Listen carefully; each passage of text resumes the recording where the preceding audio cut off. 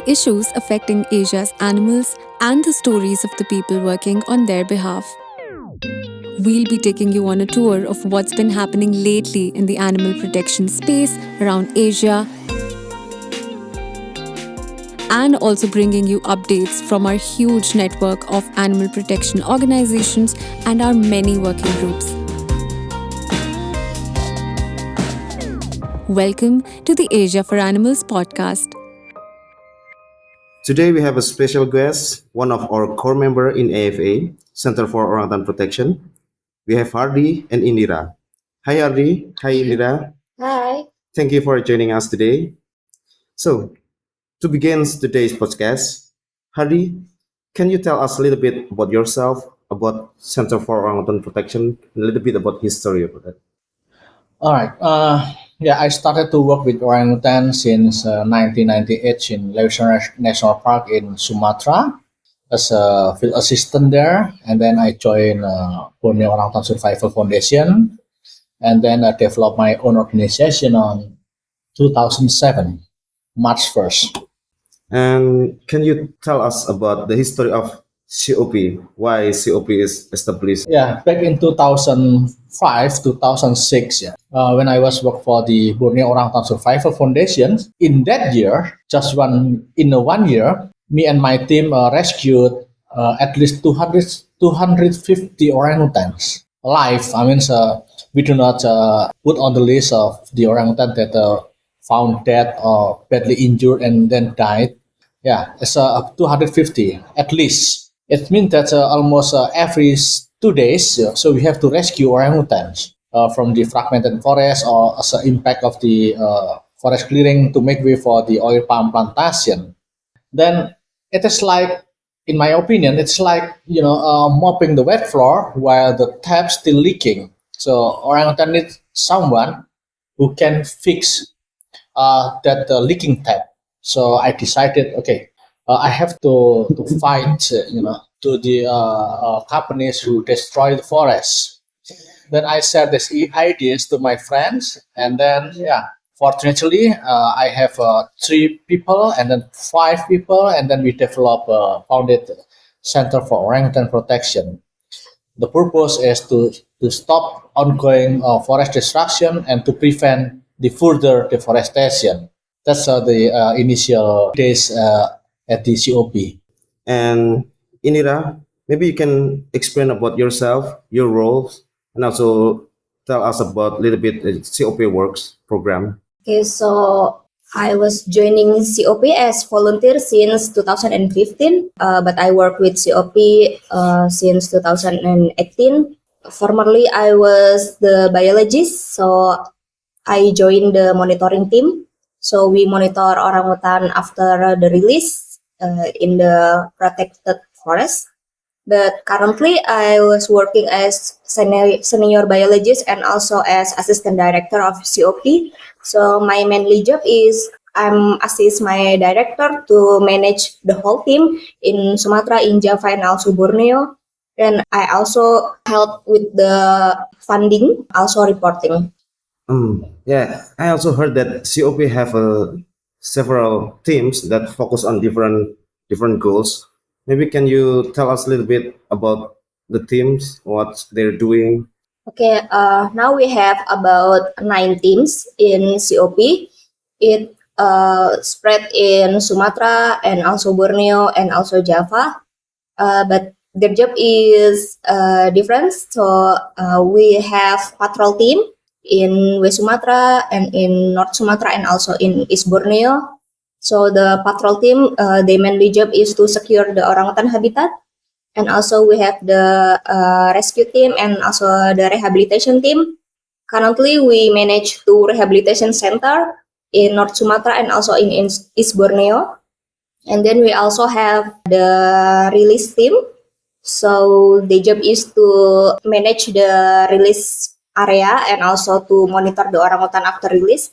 And also we have the anti-wildlife threat team. So they work in Java, but they cover the whole Indonesia, but mostly to combat illegal wildlife threat in Sumatra and also in Java.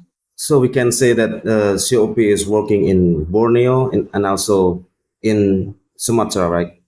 Yeah. And I think from my research that COP is also, I don't know, it's the only one organization that working into the three species of orangutan: the Bornean orangutan, Sumatran orangutan, and also the latest one, the Tapanuli orangutan.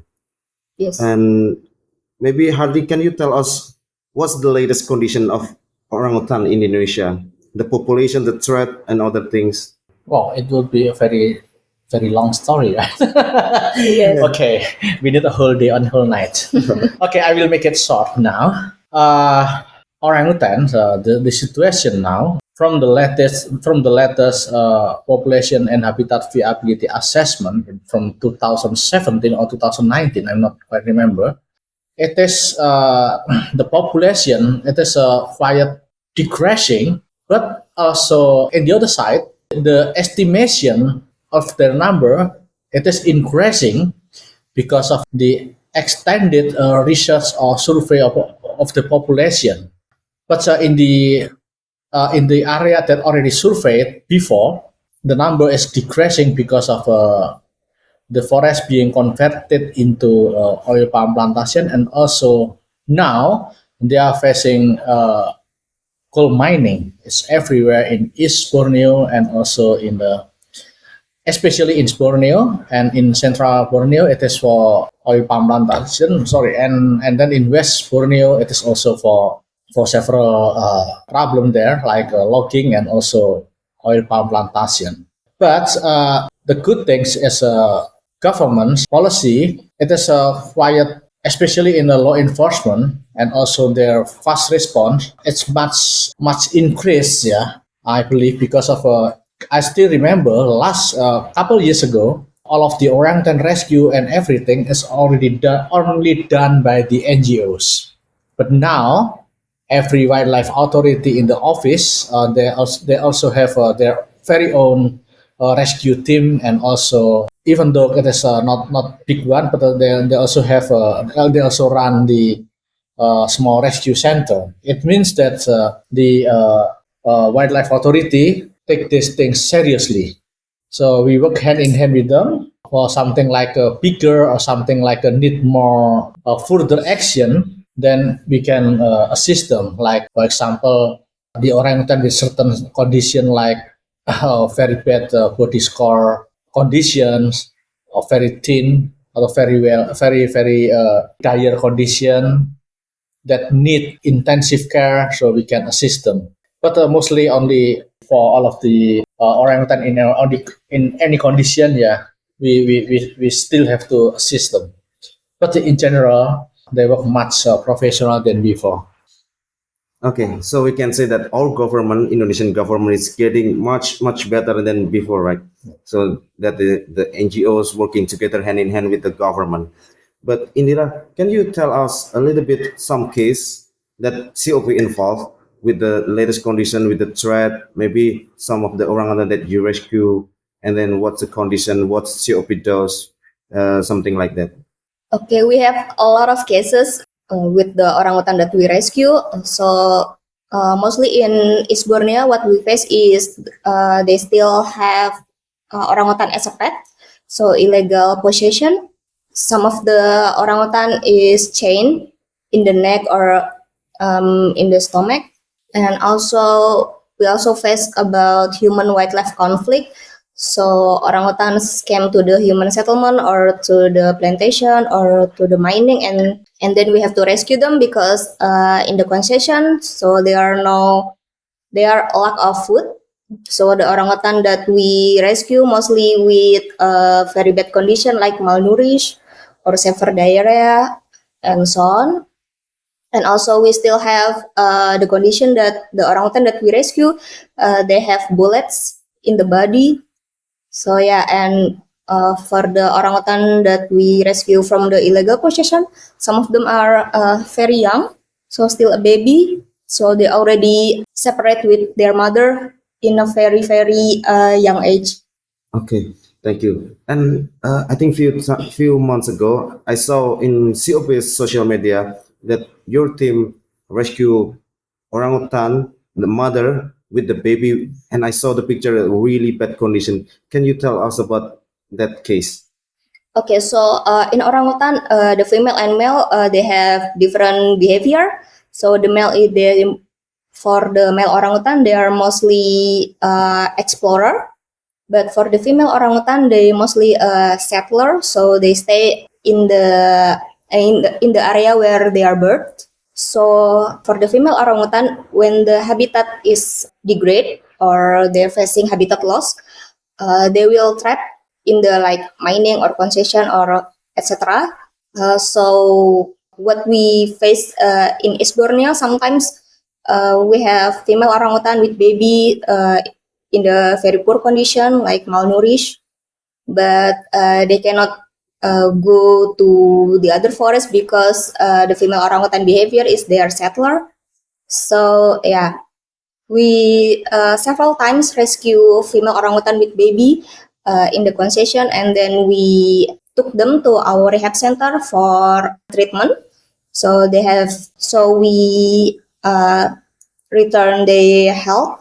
So after that, we will release them again in the wild.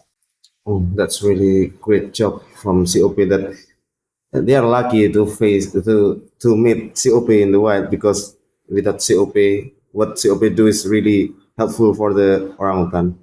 So I can say that COP is working in the front lines to save the only great ape in Asia, from start to end, from the rescue, rehabilitation, and also releasing them back into the wild.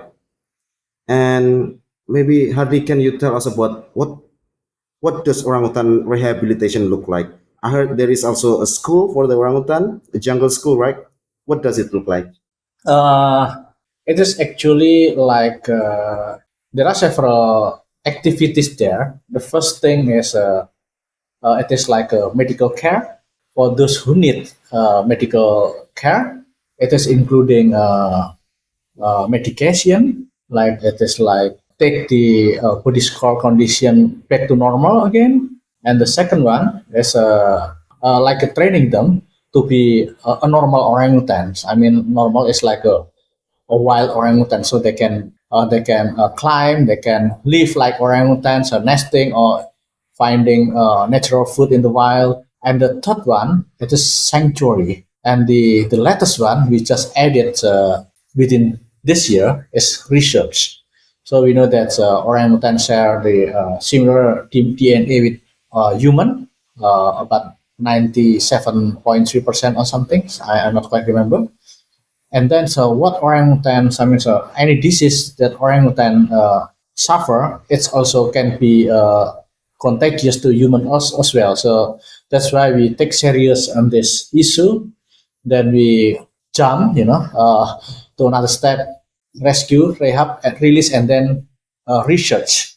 So we do the research on the orangutan, like researching their parasites, their disease, even their body, something like a physical things like fingerprints or hair and color and everything. Yeah, so yeah, I hope that it will be something like make a significant contribution for science in the world. That's our what our rescue center do. What do you mean?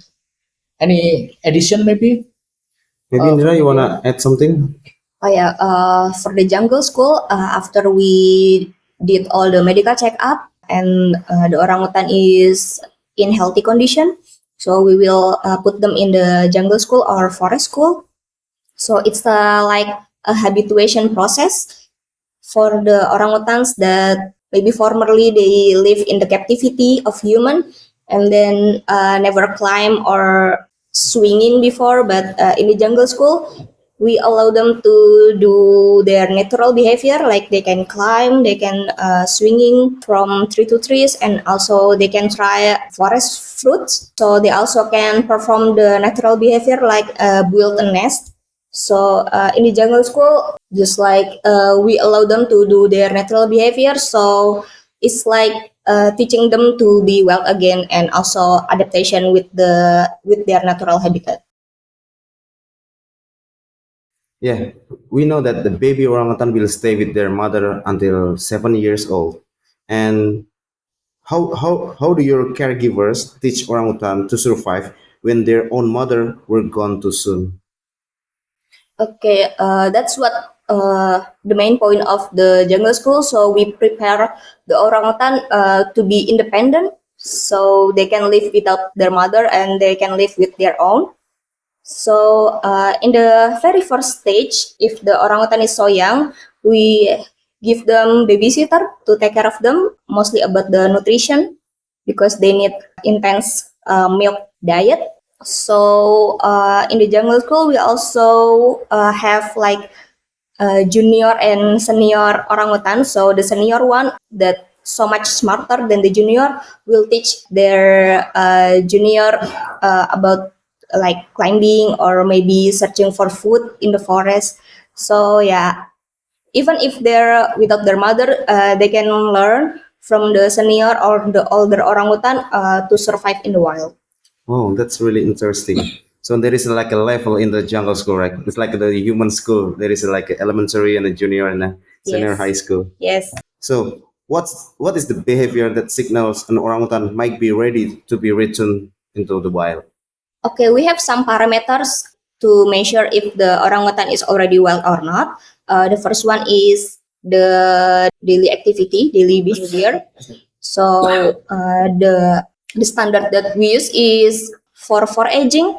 The daily budget is above 50%. About their activity should be for feeding and foraging, and also for the height activity because orangutan is arboreal. So if the orangutan is spending much time in the tree above the ground, so they already wild. And also for the skill to searching for natural food, so we will put them in isolated island as a pre-release process. So if the orangutan in the island can searching for their own food, so we consider them already independent to looking for food for aging. And also we monitor the skill for nesting. If the orangutan already can build their own nest for sleep in the night at night. So yeah, that we think the orangutan is already wild to be released. So the orangutan that ready to be released is they can looking for the natural food, Yes. spending a lot of time in the tree, Yes. and also can make a nest every day, right? Yeah. Yeah, but we also monitor the quality of the nest. So for young orangutan, usually the nest is still like small and also not strong enough. But for the very skilled orangutan, the nest is already dense and big. Is there any orangutan that cannot be released, and what's factor that prevent them to be released back into the wild? Okay. As we know that just like a human, orangutan, they have a very unique personality. Yeah. Some of them they are very smart, and some of them very stupid as well. So even though we teach them or regrouping them with the others who already, I mean, they're smart enough, but they can learn not, they cannot learn nothing, something. So yeah, in the end, they have to stay with us forever because of releasing them in the forest will be just like a put them in the hellhole, they will die. So this is the first one. The second one is the orangutan with certain medical or physical condition, like they already badly injured or something like they have a blind eyes or something like they do not have any teeth already. So that's why they cannot eat in the wild. So they will depend on our food from us, so they will stay with us forever. So what we do is creating environment, an enclosure, just like in the wild. Yeah, it will never be same, but at least they do not live behind the bars or in the cage. So they will live in a better condition. That's for the orangutans. But so far we only have maybe like two or three orangutans. I'm not remember. Yeah, or maybe four already. Yeah, in that certain condition. So there is a orangutan that cannot be released because of some of the reason, like medical things, and then maybe some physically injured or something like that. And talk about orangutan. What about the orangutan that is now living outside Indonesia? Is there any possibility for them to be back in Indonesia or maybe back to the wild? Okay, we have. I believe that the best place for the orangutan in the wild, yeah, and it is in Indonesia. So if whenever we get information that there is orangutan outside there, outside Indonesia or Malaysia, somewhere in Thailand or India or somewhere else, then we should try our best to repatriate them back to Indonesia and then try to release it to Indonesia. But we also have to be realistic, right? For example, if the orangutan live in the very good condition there, so we don't have okay, it is not the highest priority. But if they are just discovered as a victim of the wildlife trade, illegal wildlife trade, or they are being assessed in the animal show or something. So yeah, we have to try our best to repatriate them back to Indonesia. Is the COP have experience to repatriate or do a repatriation for the orangutan back to Indonesia? Yes, so far we have experience repatriating them from from Thailand and Malaysia. But the CITES management authority in this country, they are very cooperative, but not in India. That's so far India one of the most complicated and difficult country to cooperate with them. So I heard that at least there are 3 orangutan babies still stuck there since last year or last 2 years. So yeah, however, we still have to fight, yeah, to repatriate them back to Indonesia. So you said that you have experience that you did repatriation orangutan from Thailand to Indonesia. Can you tell us about that orangutan? What's the condition when you repatriate them, and then what is the condition now? The first time I met them, they are located in the government's facilities there with average life quality. But by the way, thank you for them for take care our orangutan, and then we repatriate back to Indonesia. Again, thanks for them for their cooperation. Then one of the orangutan now, they are she is now in the pre-release island now. In the just one more step to it's like the last point before to be the wild or to be released to the wild. So yeah, from the labyrinth of illegal wildlife trade, rescued by the government people there, and then we repatriate back, and then now one step before the wild. Udah rilis sekolah. Oh, it is. Wow. Okay, it's already being released back to the wild. So thank you for the updates. Indira, can you maybe tell us the updates of the orangutan? What's his name? It's actually her. Oh, So her name is Kola. She's from Thailand. So she's been lived in captivity for 8 years in Thailand. Never met other orangutan before. So we repatriate Kola back to Indonesia in 2021.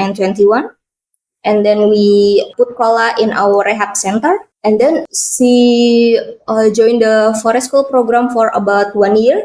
And then we put Kola in the pre-release island. And then last year we already released Kola with orangutan Michelle. So it's like our experience to rewild the orangutan from the captivity and also from outside our country to Indonesia, and also we managed to make her wild again and then release them in the protected forest. wow, that's really cool that orangutan from Thailand, and then COP did the repatriation, and then now she's already released back to the wild, right? Yes. And yeah, we can see that the main goal of the orangutan rehabilitation center is to bring the orangutan back to the wild, to the natural habitat. We know that it's not an easy job. There is a lot of procedure to make sure that orangutan can be released back to the wild. One question is, can one's captive orangutan ever truly be wild again?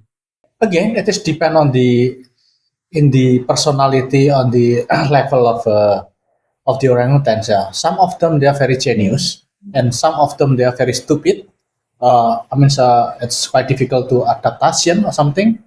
But it is always an opportunity to do it. So, a couple years ago, we rescued an orangutan that already being kept in a toilet for about 10 years. Even to peel up a banana, he can he can do it.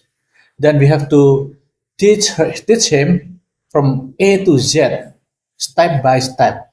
And amazingly, just about 1 year, so he can climb up the forest, climb up the canopy, forest canopy, and foraging there, and nesting and everything, just like a normal orangutan. Even they, he is a very creative, in finding natural fruit like alternative fruit, like food, like not only fruit but also for like honey or larva of the ants and everything. So he is unyil. Then he already being released back to the wild and then disappear somewhere in the forest. So maybe already have babies there. Good luck for unyil. It's one of the very successful story of the orangutan that most impossible to have a second life in his life, second chance in his life. Wow, that's really beautiful story from Unil. That's he's got a second chance to be live in the wild, live in their natural habitat. But from your point of view, Indira, is there any orangutan rescue that you're being rescued with the condition with the trauma or depression, and then what's your challenge to do the rehabilitation for some of the case of orangutan? Okay, for the trauma case, for the baby, we take times for them to make them trust us. So it really takes times to make them trust the animal keeper and also the vets. But yeah, we give them our best. So we give them the food and also the comfortable cage. So make them trust us, and then after we can handling the orangutan, we will give them the love and the intensive care. So the orangutan will comfortable with the rehabilitation staff, and then for trust us and to join the rehabilitation program.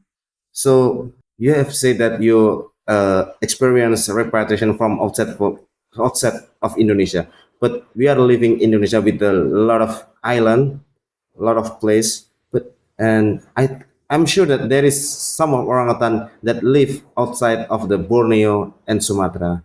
Have you experienced also to translocate the orangutan that live outside from the island, from the Sumatra and Borneo, and what does it look like? What's the story about that?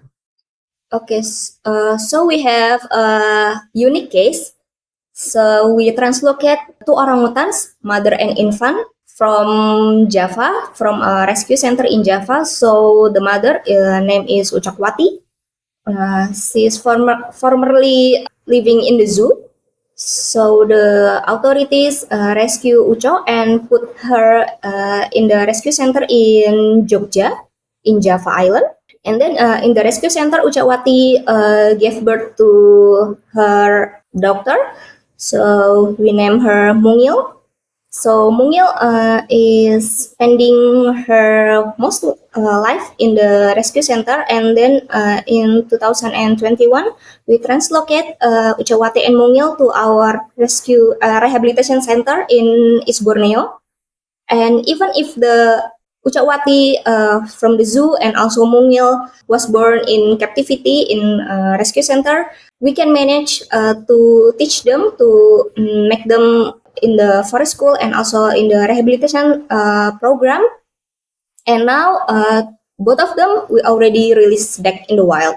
So we have some case that we rehab orangutan from the zoo and also from rescue center and also from the captivity, also from repatriation, that we success to rehab them to be wild again.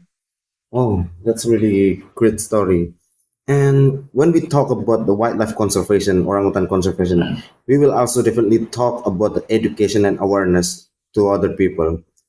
And do you think how important education program for NGOs who work in conservation, wildlife conservation, and do you have a also have an education program? What does it look like? Maybe you can share that.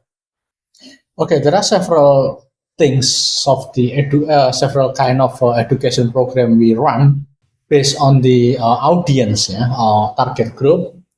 Indira will share the others, but for the first thing, I will share information about the the principle, yeah, the principle of the education in our organization is that we believe that it is impossible to work for conservation just only only us. I mean, so only small group of the HCOP staff. You know, we have more and more hands to help. So we need volunteers.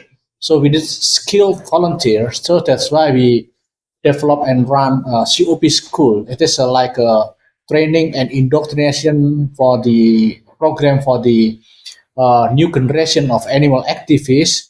And the purpose is to something like, yeah, to have a skilled volunteer that ready to work, yeah, in the field, in the front line. So, yeah, I started in the 2011. Now, 2015, we have just finished to COP school batch 15. If I'm not wrong, it's at least about 500 people, young people join this program, and now they run personal networks for conservation in Indonesia. So they are not only helping COP in daily activities, but also for the other organization, even the government. They work for the government. So yeah, this 500 young people, they something like a big movement in Indonesia now. In the other side, we also have a program for the school students in the range habitat area. I believe there are something like people who live with orangutan every day, side by side. And yeah, Indira, maybe it's your turn to tell about this program. Okay, so we have like a group of volunteer we called Friends or Orangutan Friends. So they help us in our works. Like one of them is education and campaign. So Mr. Hardi already told us about the COP school, but we also have other education programs like school visit, campus visit, and also campaign. So the volunteers will go to the school or campus or maybe a community to teach the participant, the audience about the orangutan and also the conservation. And also for the campaign, we do in the public space like the Car Free Day area and also in the mall. We campaign about the orangutan conservation and also we do campaign in the social media also. So we spread the information in social media about orangutan, about their habitat, and how to what we can do to save the orangutan. Oh, that's interesting about the COP school that now it's like 15 years, right? It's Yes. 15 batch. That's a long program. It's been a 15 years. Can you tell us a little bit detail about the schools, how to join and what's the program, what you're doing there, how to teach and everything? Okay, so COP School is an annual program. So we run COP School every year. When we start the COP School, we open registration for all people above 18 years old. So everyone can join, everyone can participate in the COP School. But after the registration process, we have selection process. So the participant will get some tasks to do, some homeworks. So if they can pass the selection process, they can join the COP school. It is held in Yogyakarta every year. So for about a week, they will learn a lot of things about conservation, mostly in orangutans, from the practitioner and from the expert in Indonesia. And also we have sometimes we invite not only from the COP but also from the government, from other NGO, and also from the other NGO outside Indonesia. So other than COP school, do your place also take volunteers? I think is there any opportunity for people maybe outside from Indonesia also to help orangutan with COP?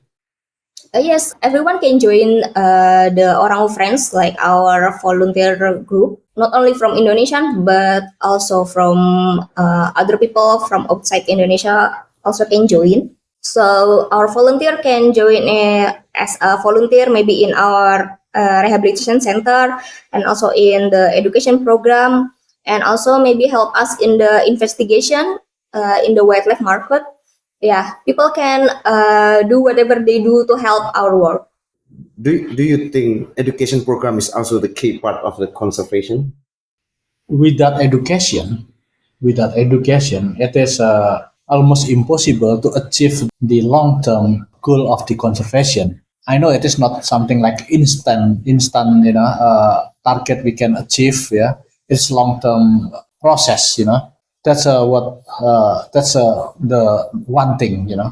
Without education, people just run in the like something like a bad and good. In the other side, people who love hunting, animal abuse, and everything, they keep doing their activities, without any action from us to educate people that there's something wrong, then it will not balance, So people will be more people will join some animal abuse things, other than how to love them, how to care them, how to save them.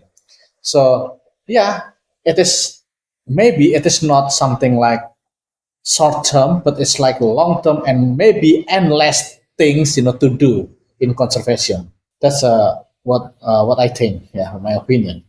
Thank you. Yeah, I also agree that education is also the key part of the conservation, especially in wildlife conservation. And we already heard that the threat, the condition of the orangutan these days with the case and everything. But from your experience, from your point of view, what does the ideal future look like for orangutan in Indonesia? They should be free from crime and cruelty, whether they are in the wild or they are in captivities. That's the ideal state of the orangutan in the future. If they are in the wild, so they have to be free from like a hunting or forest conversion. If they are in the captivity, they should be live in the very ideal condition, not in the poor or average condition. So that's a ideal future for orangutan, in my opinion. Do you think that we can achieve that ideal condition in Indonesia? So why not? That's why we are here now. Oh, that's really great. And if our listeners want to be part of giving orangutan a second chance, what can they do? In the era of new media, social media, the easiest way to do is just like, comment, and share, wide and far. So that's the most easiest way to do. Whoever you are, that's the most easiest way. And the easiest way to be a volunteer, actually, not consider you are what is your nationalities or where you live, as long as you are living with internet, so you can doing something possible for the orangutans, not for only for orangutan, for any animals, for any good cause. The second one is the easiest way. If you don't have energy, if you don't have time, just donate to any organization who work for the orangutan or wildlife. Just find out their information, their link on internet, and then click the donate button. Then it will make a lot difference. Yeah. And the last thing, if you have a certain skill for animals, like if you have any experience in wild animal treatment, or if you have experience on a rescue team or something, like have a certain skills, like doing surgery on teeth, or like clinical laboratory or everything, or research, you can share to us. Yeah, we are more than happy to have you here. Indira, you have any comment, any addition? Yeah, we can help with whatever we can do. So the first one is do not buy or pet any wildlife, it's already really helpful to like cut the demand of the wildlife hunting. And also we can support the wildlife organization with donation, like join the adoption program and also buy the merchandise and donate to the wildlife organization like COP. Thank you so much. That's also the most important thing. If you don't have energy, you don't have time, you just can donate to the organization that work in the front line, like COP. That means a lot. And so we are celebrating World Orangutan Day on August 19. What's your message for everyone who listen to this podcast? We are all just apes. So your mate is also primate also, and actually biologically we are 97.3 orangutans. Just like them, they are also 97.3% of human. So we are all the same. Wow, that's really deep message. And Indira, do you have any message to our listener? So in Indonesia we have a term cinta tidak harus memiliki. What does it mean? So Love soul as set us free. Yeah. so if you love something or if you love orangutans, you should let the orangutan live in the wild. So don't put them in the cage, don't pet them in your house. So you just let the orangutan live free in their natural habitat. Thank you so much, Hardi and Indira, for your time. It was really great conversation with you guys. And also thank you for your dedication to save the orangutans.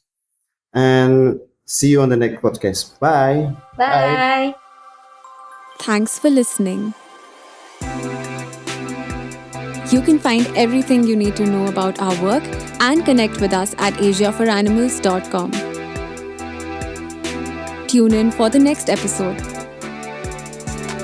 Asia for Animals Coalition, a united voice for Asia's animals.